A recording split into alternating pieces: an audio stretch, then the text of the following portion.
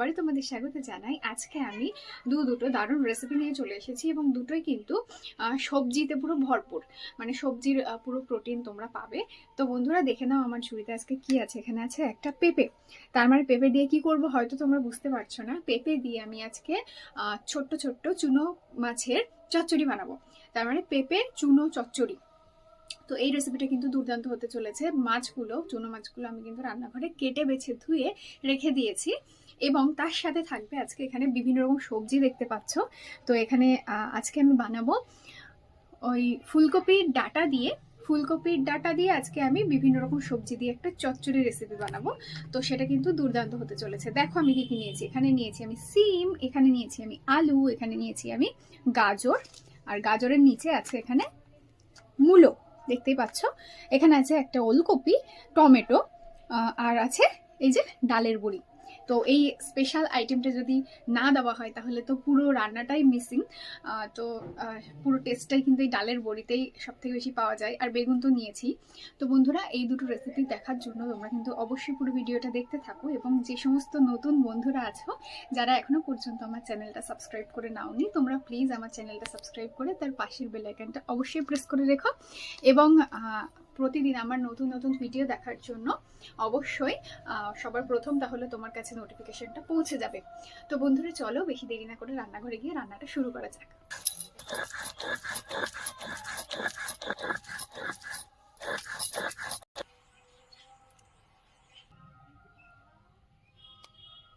মশলা বাটা তো শেষ। এখানে দেখতেই পাচ্ছ আমি ছোট ছোট কিন্তু চুনো মাছ নিয়ে নিয়েছি। এই মাছ দিয়েই কিন্তু আজকে রেসিপিটা বানাবো। অল্প পরিমাণ হলুদ গুঁড়ো দিয়ে দিলাম, দিয়ে দেব পরিমাণ মতো লবণ, দিয়ে খুব সুন্দর করে কিন্তু আমি মাখিয়ে নেব। তো দেখতেই পাচ্ছ সব মাছের গায়ে খুব সুন্দর করে লবণ হলুদ মাখিয়ে রেখেছি। তো এবার এটা কিন্তু ভেজে নেব। এই যে এদিকে আমি কিন্তু কড়াইতে তেল গরম হতে বসিয়ে দিয়েছি। এবার কিন্তু এই মাছগুলো, লবণ হলুদ মাখিয়ে রাখা মাছগুলো আমি ভেজে নেব।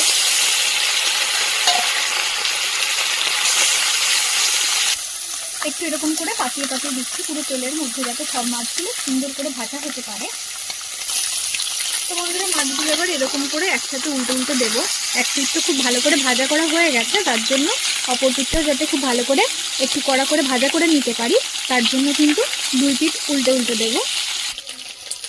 তো বন্ধুরা আমার কিন্তু এখন খুব ভালো করে মাছগুলো ভাজা হয়ে গেছে, দুই পিঠ লাল লাল করে। এখন আমি ভালো করে তেল পিঠেটা তুলে নেবো।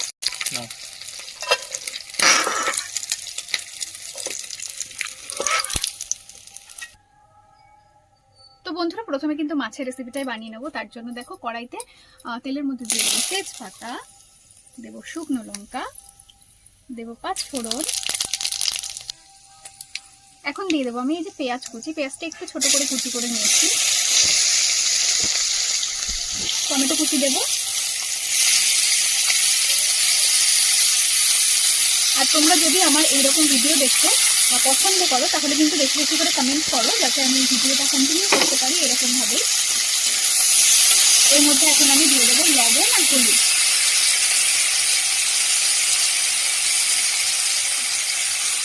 মতো লবণ দিয়ে দিলাম। এখন আমি দিয়ে দেবো পরিমাণ মতো হলুদ দিয়ে দিলাম, আর দিয়ে দেবো পরিমাণ মতো লবণ। এবার এটা খুব ভালো করে ভাজা করবো। তো এদিকে দেখতেই পাচ্ছ পেঁয়াজ আর টমেটো কিন্তু হালকা করে আমি ভাজা ভাজা করে নিয়েছি। টমেটোটা কিছুটা পরিমাণ গলেও গেছে। এখন আমি এখানে দেখো এদিকে আমি বেগুনগুলো কিন্তু এরকম সরু সরু লম্বা লম্বা করে পাতলা পাতলা করে কেটে নিয়েছি, আর তার সাথে এই যে পেঁপে, কাঁচা পেঁপেটাকে এরকম পাতলা পাতলা করে কেটে নিয়েছি। এটা কিন্তু এখন একসাথে দিয়ে দিচ্ছি।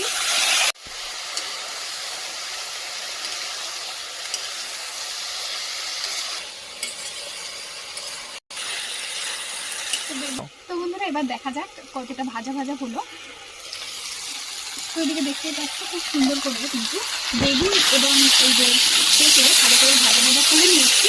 এখন আমি এর মধ্যে দিয়ে দেবো পরিমাণ মতো, এখানে বেটে রেখেছি সর্ষে এবং শুকনো লঙ্কা, সেটা আমি পরিমাণ মতো দিয়ে দেবো। ভালো করে কিন্তু মিশিয়ে নেব।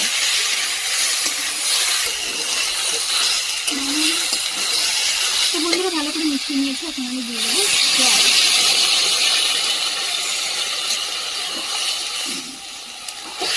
খুব ভালো করে এবার সবকিছু সেদ্ধ করে নেব। তো বন্ধুরা এবার দেখা যাক কতটা সেদ্ধ হয়েছে। দেখে নিই পেঁপে সেদ্ধ হলো নাকি। খুব ভালো করে সেদ্ধ হয়ে গেছে, আর বেগুন তো খুব ভালো করে আগে থেকে সেদ্ধ হয়েই আছে। এখন আমি এই যে ভেজে রাখা চিংড়ি মাছগুলো দিয়ে দেবো।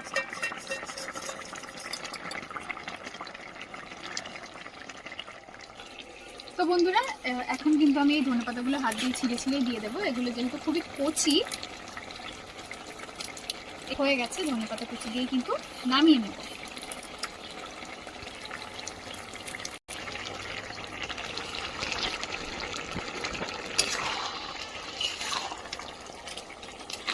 তো দেখতেই পাচ্ছ আমার কিন্তু কাঁচা পেঁপে দিয়ে চিংড়ি মাছ চচ্চড়ি।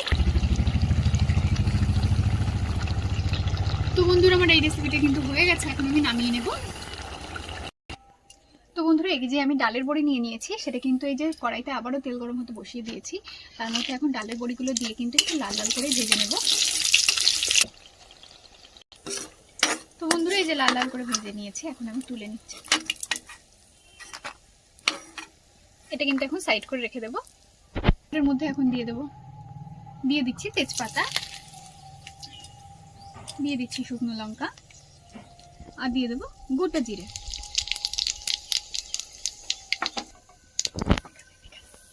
তো বন্ধুরা আমি দেখিয়ে দিই এখানে কি কি আছে। এখানে আছে ফুলকপির ডাঁটা, এখানে আছে আলু এরকম সরু সরু করে কেটে নিয়েছি, এখানে আছে গাজর এরকম সরু সরু করে কেটে নিয়েছি, মূলো নিয়েছি এরকম ভাবে কেটে, আর বেগুন এরকম ভাবে কেটে নিয়েছি, এখানে ওলকপি কিন্তু আমি এরকম ভাবে কেটে নিয়েছি, আর এখানে সিমগুলো আমি এরকম ভাবে কেটে নিয়েছি। তো বন্ধুরা এই গরম তেলের মধ্যে প্রথমে আমি দিয়ে দেবো আলু, এর সাথে দেবো আমি এই যে ফুলকপির ডাঁটা, গাজরও দিয়ে দেবো, মূলও দিয়ে দেবো, আর দেবো ওলকপি। এখন আমি দিয়ে দেবো পরিমাণ মতো হলুদ, দেবো পরিমাণ মতো লবণ,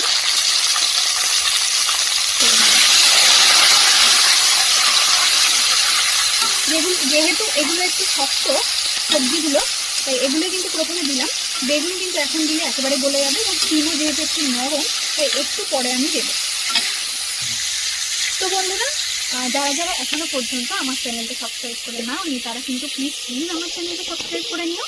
আর তোমরা আর কে কি রান্নার রেসিপি দেখতে চাও অবশ্যই সেটা কমেন্টে লিখে জানিও। আর তোমরা কোথা থেকে আমার ভিডিওটা দেখো সেটাও কিন্তু কমেন্টে লিখে জানিও, তাহলে আমি তোমাদের বাড়ির ঠিকানা অবশ্যই কিন্তু দেখতে পাবো। তো বন্ধুরা এবার দেখি এই সবজিগুলো কেমন ভাজা হয়েছে। এগুলো কিন্তু ভালো করে ভাজা হয়ে গেছে। এখন কিন্তু এই যে সিম আর বেগুনটা দিয়ে দেওয়া যায়। প্রথমেই দেবো কেটে ধুয়ে রাখা সিম, দিয়ে দেবো কেটে ধুয়ে রাখা বেগুন। এখন এগুলো দিয়ে খুব ভালো করে চাপা দিয়ে ভাজা করে নেব। কিন্তু চাপা দিয়ে রেখে দিলেই কিন্তু হবে না, মাঝে সাঝে কিন্তু এইটা উঁচু করে এভাবে একটু নাড়াচাড়ি করে দিতে হবে, নাহলে কিন্তু কড়াইতে লেগে যেতে পারে।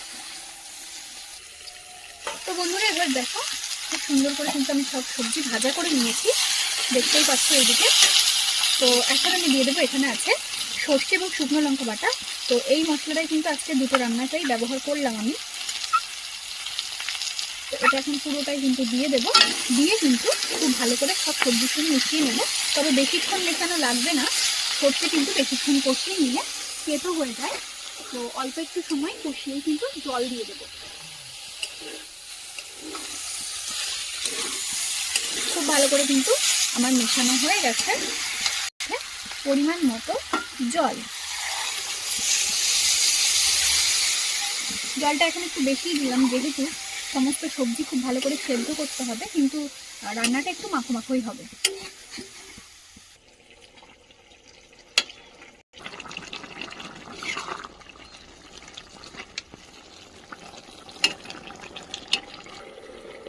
তো বন্ধুরা এখন দেখিয়ে দিই তোমাদের, এদিকে দেখতেই পাচ্ছ খুব সুন্দর করে সব সবজিগুলো সেদ্ধ হয়ে গেছে, এর ঝোলটাও অনেকটা কমে গেছে, মাখো মাখো হয়ে গেছে। এখন কিন্তু এই যে ডালের বড়িটা যেটা ভেজে রেখেছিলাম সেটা দিয়ে দিচ্ছি, দিয়ে আর একটু নাড়াচাড়া করে মিশিয়ে নেব। আর এর সাথেই আমি কিন্তু এখন শেষ পর্যায়ে দিয়ে দেবো ধনেপাতা কুচি। তো ধনেপাতাগুলো কিন্তু হাত দিয়ে ছিঁড়ে ছিঁড়ে দেওয়া হয়ে যাবে। আর ডাঁটিগুলো যেহেতু খুব কচি এবং নরম, তাই ডাটিগুলো কিন্তু আমি দিয়ে দিচ্ছি,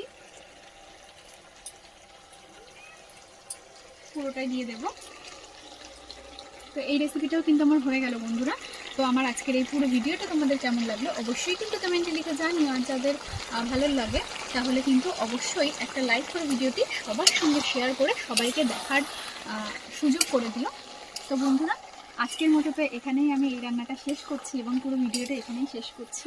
তো আবার কিন্তু তোমাদের সঙ্গে দেখা হবে আগামীকাল। এবং তোমরা কে কী রেসিপি দেখতে চাও সেটা অবশ্যই কমেন্টে লিখে জানালে আমি কিন্তু সেই রেসিপিগুলো বানানোর চেষ্টা করব। এবং আজকের এই দুটো রেসিপি তোমরা বাড়িতে অবশ্যই বানিয়ে খেও, খুব ভালো লাগবে। তো বন্ধুরা আজকের মতো এখানেই